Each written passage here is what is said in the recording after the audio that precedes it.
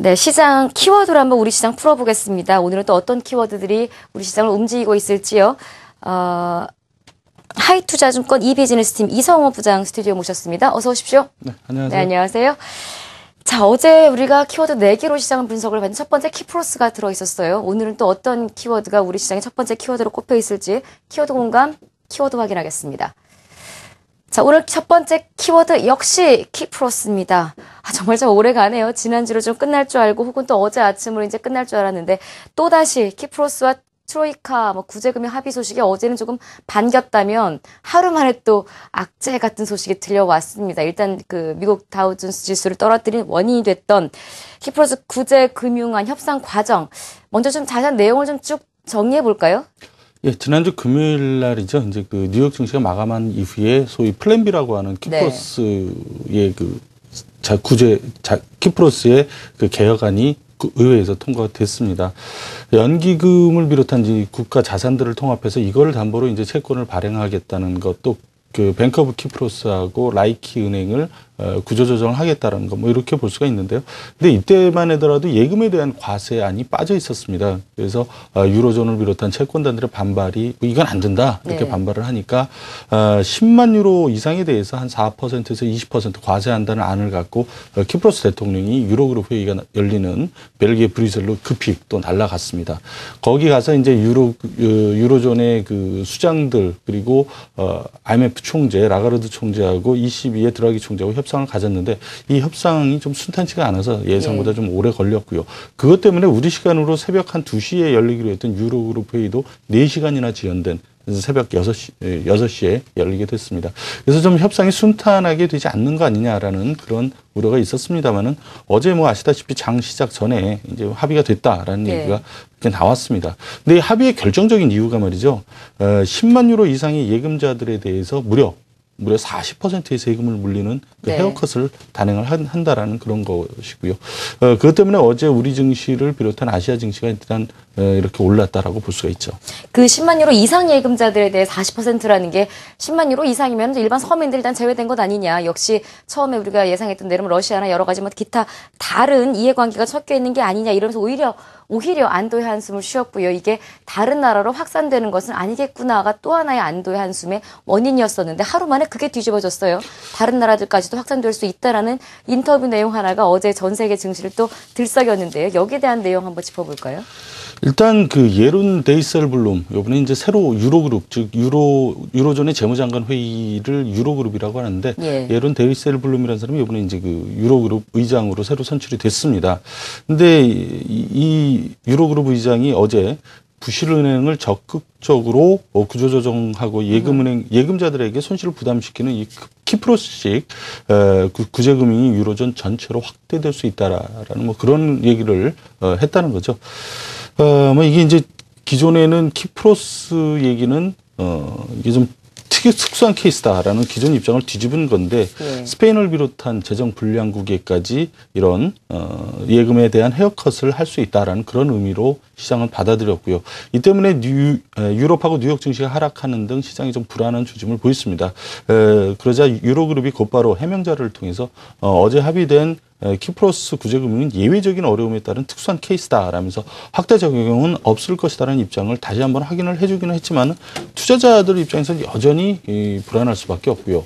또 한 가지 키프로스 문제가 이제 완전히 해결된 것도 아닌 게 사실 요번에 이제 그 키프로스 경제 회복에 대한 어려움이 계속 얘기가 되고 있습니다. 사실 뭐 아시다시피 이 키프로스에 지원된 자금은 그리스에 투자된 채권으로 손실이 큰 은행에 대한 구제금융으로 많이 쓰이게 되는데 키프로스의 주요 산업은 금융이란 말이죠. 조세회피처로 많은 돈들이 이쪽으로 몰리면서 금융이 기형적으로 발달을 했습니다. 키프로스 은행들이 갖고 있는 예금은 GDP의 4배, 자산은 8배까지 뭐 이런 기형적인 구조인데 뭐 이번에 40% 이렇게 헤어컷을 하다 보니까 돈들이 빠져나갈 수밖에 없죠.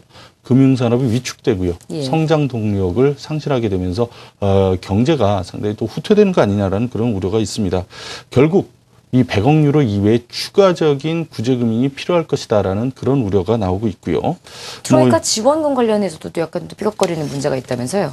그렇죠. 일단 트로이카 100억 유로에 대해서 트로이카 자체 내에서 합의된 것도 사실 아니거든요. 트로이카라고 하면 ECB하고 IMF하고 유로존을 얘기하는데 얼마씩 부담할 건지 완전히 합의된 것은 아니고요. 또 한 가지 또 지금 58억 유로를 그때 따로 마련하기로 했는데 요번에 이제 그 트로이카에서 통과가 된 그 내용에 따르면 이걸로 인해서 마련할 수 있는 자금은 35억 유로밖에 안 된다는 겁니다. 그럼 23억 유로를 과연 어디서 마련할 것이냐. 이것도 아직 해결이 좀 안 됐기 때문에 그래서 상당히 좀 이 트로이카와 관련된 문제는 트로이카가 아니라 키프로스요? 키프로스와 관련된 문제는 뭐 워낙 경제 규모가 작고 그렇기 때문에 크게 우려는 안 되지만은 사실 뭐 이런 얘기도 있어요. 미국이 반나절이면은 키프로스의 1년 GDP를 창출해낸다.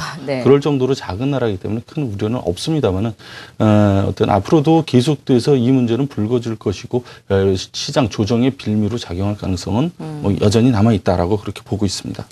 뭐 나라 자체의 규모나 이게 뭐 시장 경제, 전 세계 경제에 미칠 규모 자체로만 보기보다는 이제 이게 앞으로 어떤 영향을 미칠 것인가에 사람들이 더 많이 긴장을 하고 있는 것 같아요. 자, 키프로스 문제 오늘 첫 번째 키워드로 자세하게 한번 살펴봤고요. 두 번째 키워드 확인해 보겠습니다. 자, 오늘 키워드 공감 두 번째 키워드는요. 외국인 매도입니다. 역시 꾸준히 제기되고 있는 키워드인 것 같아요. 물론 매도 규모가 어제 조금 줄기는 했습니다만 오늘도 한 120억 정도 외국인들 팔고 있는데 언제쯤 외국인들 매도세가 진정이 될까요? 일단 외국인들이 그 매도의 이유를 좀 아는 게 중요하다고 봅니다. 사실 1월 달에는 좀 뱅가드 문제가 좀 불거졌었고요. 2월 달에는 외국인들이 매수를 했는데 사실 그중에 대부분이 중국계 자금이었고요.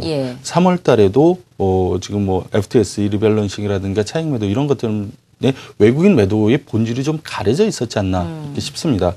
외국인 매도의 가장 큰 근본적인 이유는 저는 그 선진 시장, 그 이머징 시장에서 선진 시장으로의 자금의 이동 때문이다라고 그렇게 보고 있는데요. 즉 다시 말씀드려서 우리나라 시장, 우리나라 종목이 나빠서 판다라고 하기보다는 투자자들의 자금이 미국이나 일본처럼 좀 더 활기찬 그런 쪽으로 돈들이 이동을 하고 있다는 거고요. 글로벌 기관 투자자 입장에서 보더라도 수익률이 양호한 미국이나 일본 쪽으로 포트폴리오를 좀 배분하는 과정에서 돈들이 그쪽으로 좀 쏠리고 있다라고 이쪽 이머징에서 팔아서 그쪽으로 쏠리고 있다라고 그렇게 보시면 될 것 같습니다.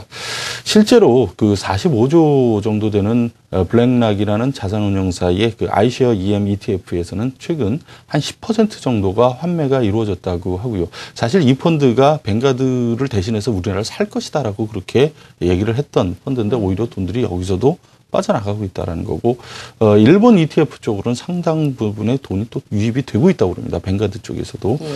뱅가드의 레리 핑크 회장도 사실 이런 것들 앞으로 돈들이 좀 더 한국이나 그런 데서 빠져서 일본으로 갈 수 있다라는 얘기를 했고요. 실제로 펀드 조사 기관인 EPFR에 의하면은 지난주 즉 3월 14일에서 20일 한 주 동안 봤을 때 미국 주식형 펀드로는 20억 달러가 유입이 됐거든요. 물론 직전주 108억 달러보다는 좀 감소가 됐습니다만은 아시아 쪽에서는 계속 유출이 되고 있습니다. 신흥시장 펀드로는 14억 3천만 달러가 순유출이 돼서 그 직전주인 5억 9천만 달러 대비 유출이 오히려 커지고 있다라는 것들. 그러니까 돈들의 흐름이 지금 이머징에서 선진시장으로 그렇게 흐르고 있다라는 게 문제고요. 뭐 이것 때문에 바로 디커플링이 계속 진행될 수밖에 없었던 거고 아까 말씀드렸다시피 이런 사실은 좀 숨겨져 있었는데 더 이상 외국인들이 팔 이유가 없는데도 계속 나오는 것은 뭐 이런 이유 때문이다라고 보시면 될 것 같습니다.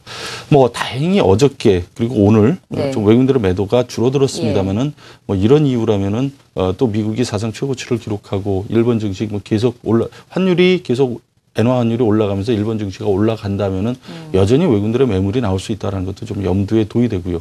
오히려 참 일본 증시가 빠지길 좀 기대를 하는 그런 좀 아이러니한 상황이 되어버렸습니다. 단기적으로는 외국인들의 매도가 좀 추가로 나올 가능성을 열어두시는 것 같은데 우리가 지지난 시간인가 이 외국인들 매도세에 대한 집중 분석 한번 해봤을 때는 4월 중순쯤이 지나면 외국인들의 매도세가 조금 이제 선진시장에서 이머징 시장으로 들어올 수 있다라는 전망이 좀 살짝 나왔었거든요. 언제쯤 들어올 거에 대한 시기는 좀 아직은 좀 시기상조입니까? 그러니까 이제 우리 시장을 보더라도 코스닥하고 코스피하고 서로 이제 상대적으로 코스피보다는 코스닥 쪽에 돈이 좀 상당히 많이 밀리면서 이게 갔는데 그게 언제 바뀔 것이다라는 얘기를 할 수 없는 것처럼 말이죠. 그러니까 글로벌 투자자 입장에서도 마찬가지입니다. 더 좋은 시장으로 이렇게 가는 거고 그렇다면은 결국 미국이나 일본 시장의 상승세가 좀 꺾여야 여기서 빠져나가질 않고 좀 좋아질 것이라고 보는데 과연 그게 언제가 된다는 것을 지금 미리 짐작한다는 것 자체가 좀 의미가 별로 없지 않나 그렇게 보입니다. 알겠습니다. 마켓 공감 마무리하겠습니다. 하이투자증권 이비즈니스팀 이성호 부장 수고해 주셨습니다. 고맙습니다. 예, 감사합니다.